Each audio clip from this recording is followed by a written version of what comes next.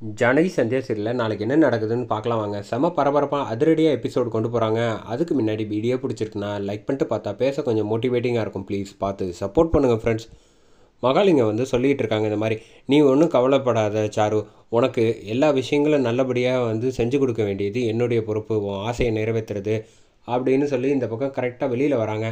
மகாலிங்கத்தை பார்த்தோன்னா, என்னமாம்மா தனியாக போயிட்டுருக்கீங்க அப்படிங்கிறப்ப, பொண்ணுக்கு கல்யாணம் வச்சுருக்கேன், அப்படி இருக்க சூழ்நிலையில் மாப்பிள்ளை உங்களுக்கு சரி உங்கள் அப்பா சிவராமன் 3 பேருக்கும் ட்ரீட் கொடுக்கலான்ட்டு இருக்கேன் அப்படின்றப்ப, என்ன சொல்கிறீங்க அப்படிங்கிறப்ப, நீங்கள் வாங்க அப்படின்னு சொல்லி 3 பேரையும் அழைச்சிட்டு கரெக்டாக இங்கே உட்கார வச்சுட்டு அவங்களுக்கு தேவையானதை எல்லாத்தையும் கொடுக்குறாங்க. கொடுத்தோன்னே இந்த பக்கம், அதெல்லாம் எதுக்கு, இதெல்லாம் அண்ணனுக்கு தெரிஞ்சால் திட்டுவாங்க அப்படின்னு சொல்லிட்டு சிவராமன் சொல்லிகிட்டு இருக்கப்ப, ஆமாம் மச்சான் கோவப்படுவாங்க, இங்கே பாருங்கள், என் பொண்ணு கல்யாணத்துக்காக நான் உங்களுக்காக கொடுக்கறது, நீங்கள் ஒன்றும் கவலைப்படாமல் எதுவாக இருந்தாலும் நான் சொல்லிக்கிறேன், இன்றைக்கி ஒரு நாள் தானே நம்ம எல்லோரும் சந்தோஷமாக இருக்க போகிறோம் அப்படின்னு சொல்லிட்டு லிங்கம் நினச்சபடியே இந்த பக்கம் 3 பேருமே அப்படியே தள்ளாடிடுறாங்க. அவங்க நினச்சபடியே தடுமாற ஆரம்பிக்கிறாங்க. அது எல்லாத்தையும் கரெக்டாக இங்கே தனா பார்க்குறாங்க. பார்த்துட்டு, என்ன இது, இவர் கை கட்டிக்கிட்டு இந்த பக்கம் இவ்வளோ பெரிய வேலையை பார்த்துக்கிட்டு இருக்காரு, மாயா வேற கரெக்டாக இங்கே கௌதமாவோட அம்மாவை தேடி கௌதம் அழைச்சிட்டு போயிருக்க, அப்போ மாயா இல்லாத சூழ்நிலையில் இவர் ஏதோ பெருசாக செய்ய போகிறாரு, நம்ம எப்படியாவது தடுத்தாக்கணும் அப்படின்னு சொல்லிட்டு, அடுத்தது இவங்க என்ன செய்கிறாங்க அப்படிங்கிறத போய் கேட்கலாம் அப்படின்னு சொல்லிட்டு இங்கே கரெக்டாக இவங்க எல்லோரும் அசந்துடுறாங்க. அசந்ததுக்கப்புறமா, எம்மாடி சாரு, நீ ஒன்றும் கவலைப்படாத, நம்ம நினச்சபடியே சீனுவை நான் அந்த ரூமில் உட்கார வச்சுருக்கேன், எல்லாமே நல்லபடியாக நடக்கும், நீ தைரியமாக இரு. அப்புறம் வேறு வழியே இல்லாமல் ரகுராமே உன் கழுத்தில் தாலி கட்டுறதுக்கு சீனுவை சொல்லிடுவான்.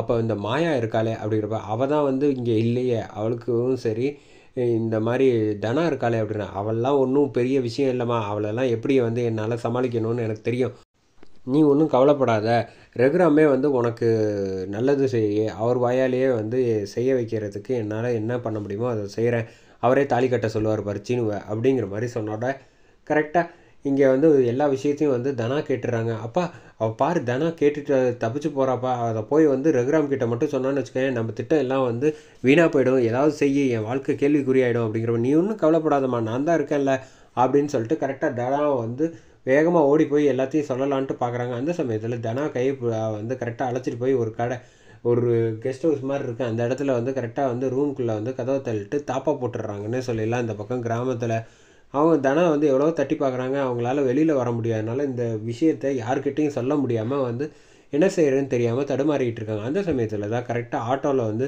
கௌதமும் சரி மாயாவும் சரி அவங்க அம்மாவை தேடி இங்கே ஒவ்வொரு இடமா விசாரிச்சுக்கிட்டு இருக்காங்க.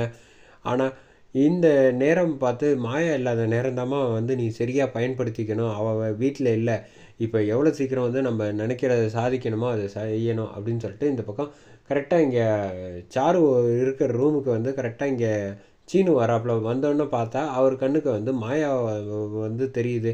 உடனே என்ன ஆச்சு மாயா அப்படின்னு சொல்லிட்டு இருக்கப்போ நீ எதுக்காக என்னை திடீர்னு இந்த நேரத்தில் வர சொன்ன அப்படின்னு சொல்லி இந்த பக்கம் சாருக்கிட்ட பேசிக்கிட்டு இருக்காங்க.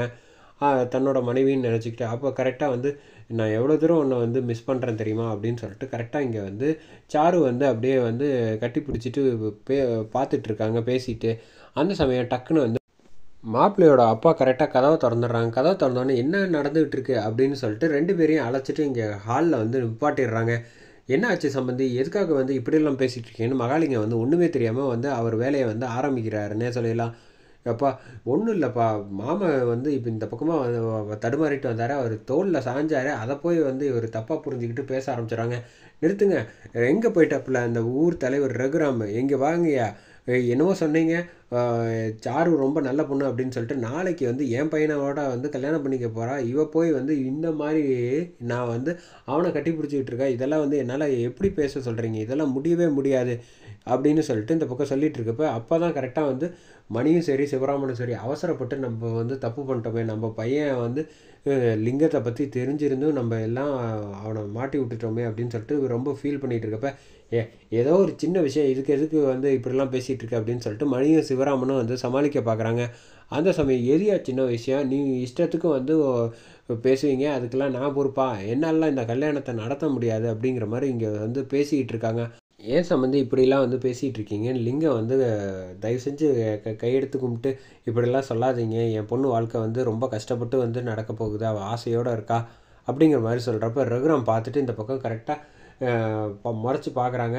சாருவுக்கு அப்படியே தோளில் வந்து அப்படியே சாஞ்சிட்டு தடுமாறிட்டு இருக்காரு சீனு.